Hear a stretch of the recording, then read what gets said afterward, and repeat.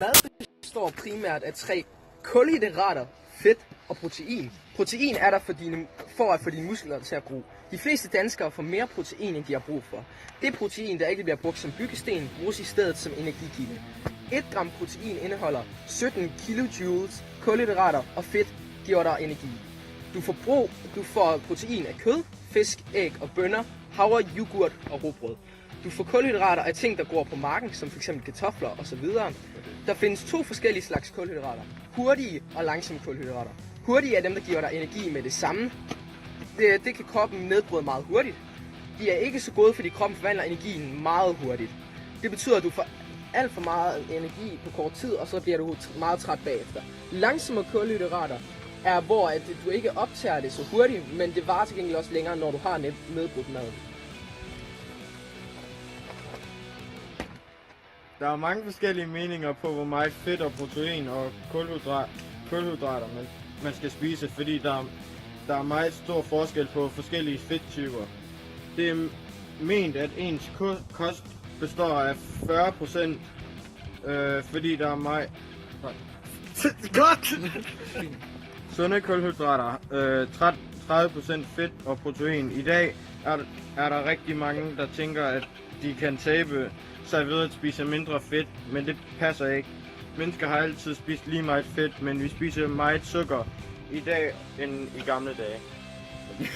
Det er meget forskelligt, hvor i kroppen forskellige mad bliver nedbrudt. For eksempel kan en sukkersnit blive opløst bare ved at vi lægger den på tungen.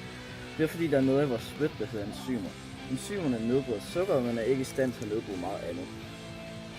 Hvis det ikke kan nedbrydes af spyttet, kommer det videre ned i mavesækken, hvor alt andet ender.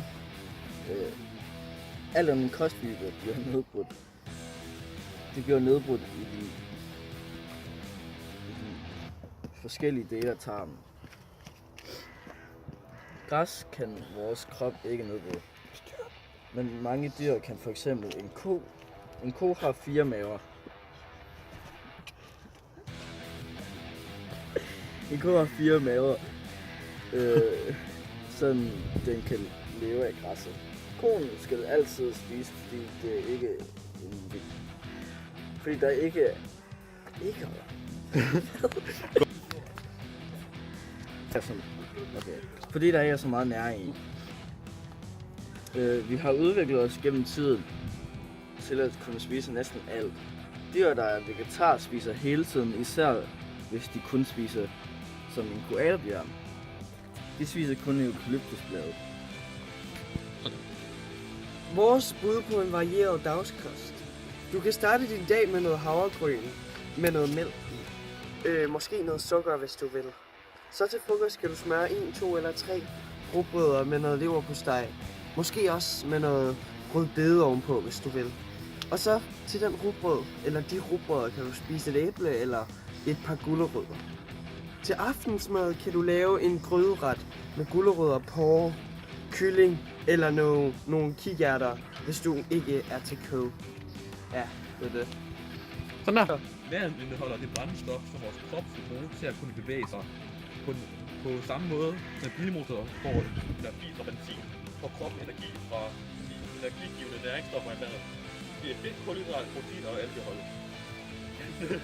Og disse stoffer omsættes i krop minder det kemisk som om forbrænding i en benzinmotor, der danner energi, som blandt andet musklerne bruger, når de bevæger sig.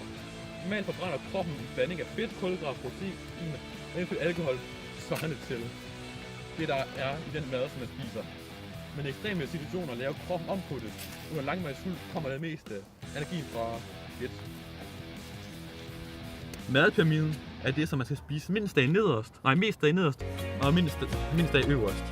Dernede er der alle de essentielle råvarer, som man skal få, som er brød, som er kulhydrater i, og vand, og så er der nogle vand, og så er der nogle grøntsager derovre, som er rigtig sunde. Og øverst, så er der noget videre brød og nogle frugter, som smager lidt bedre, men de er lige så sunde. Og øverst, så er det, som man skal spise allermindst af, og det er kød, olie og æg, og det, som der er proteiner i.